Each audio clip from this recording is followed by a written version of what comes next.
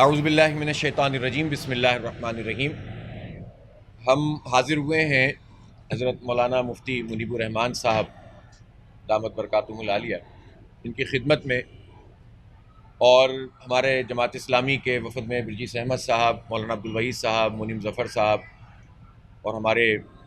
دوست شامل ہیں۔ اور حاضر ہونے کا سبب یہ ہے کہ جو اس وقت ملک کی صورتحال ہے، پورے ملک میں ایک افراتفری ہے، ویسے ہی عوام مہنگائی، بے روزگاری ان سب سے مارے ہوئے ہیں، اور دوسری جانب حکومتی رویوں اور حکومتی وزراء کی نالائقیوں اور مجموعی طور پر حکومت کے جو مس کنڈکٹ ہے اس کے نتیجے میں صورتحال بہت ابتر ہوتی چلی جا رہی ہے۔ اور اس وقت جو احتجاج ہے تحریک لبیک پاکستان کا، اس احتجاج کو روکنے کے لیے غیر جمہوری ہتھ کنڈے استعمال کیے گئے، کنٹینر جگہ جگہ کھڑے کر دیے گئے، رینجرز طلب کر لی گئی ہے، پولیس کو کھلی چھوٹ دی گئی، اور اس سب کے نتیجے میں ایک افراتفری اور انارکی ہے۔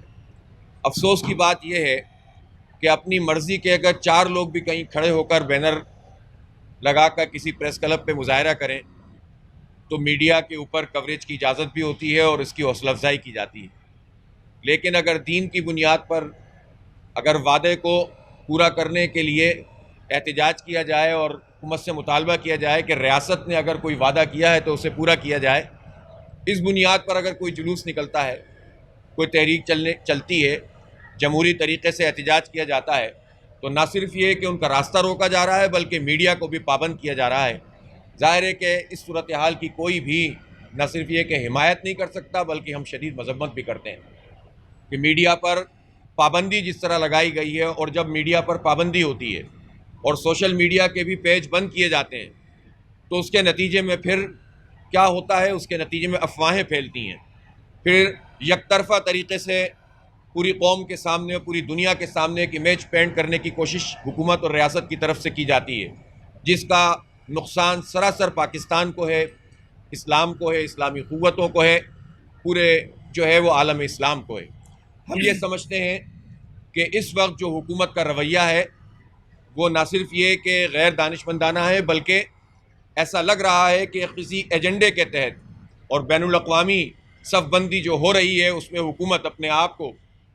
ان قوتوں کے لیے مزید قابل قبول بنانے کے لیے یہ کام کر رہی ہے، اس عمل کو اختیار کر رہی ہے، اور جس کے نتیجے میں پورا ملک اس وقت تقریباً بند پڑا ہوا ہے۔ کچھ دن پہلے ہم اپنے گڈس ٹرانسپورٹ ایسوسی ایشن کے دفتر گئے تھے، انہوں نے ہمیں بتایا کہ اس وقت 40-50% جو ٹریڈ ہے، انٹرنل ٹریڈ، وہ بند ہے، آپ جو ہے وہ گاڑیاں نہیں چلا سکتے ہیں، اسلام آباد تقریباً مفلوج کیا ہوا ہے۔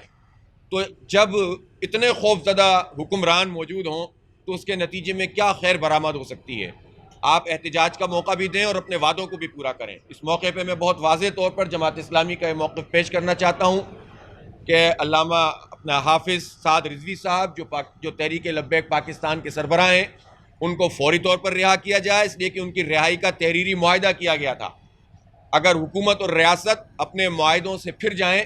تو پھر اس کے بعد آپ کس سے توقع رکھتے ہیں کہ وہ قانون کے مطابق کام کرے گا؟ جہاں یک طرفہ طور پر یہ کہا جا رہا ہے کہ جلوس کی طرف سے فائرنگ ہو رہی ہے، اور بلکہ اب تو یہ تک بیان کیا جا رہا ہے کہ یہ انڈین ایجنٹ ہیں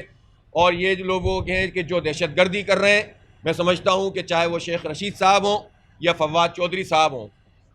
کوئی کہتا ہے میری 15ویں وزارت ہے، کوئی کہتا ہے میری 16ویں وزارت ہے،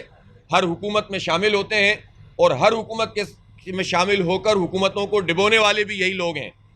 یہی وہ لوگ ہیں جو جھوٹ بولتے ہیں، دھوکہ دیتے ہیں، اور اس کے نتیجے میں پوری قوم کا وقت بھی ضائع کرتے ہیں اور افراتفری بھی پھیلاتے ہیں۔ لال مسجد کے واقعات سے لے کر آج تک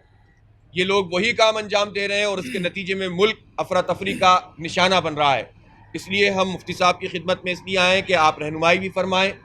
اور ہم چاہتے ہیں کہ مفتی صاحب ایک اہم رول اس حوالے سے ادا کریں، پاکستان کی حکومت کو بھی اور پاکستان کے ریاستی اداروں کو بھی یہ سمجھنا چاہیے کہ ان سنجیدہ طبقات اور علماء کرام سے رہنمائی اور مشورہ کر کے حالات کو کنٹرول کرنے کی کوشش کی جائے۔ اگر ان وزراء کے اوپر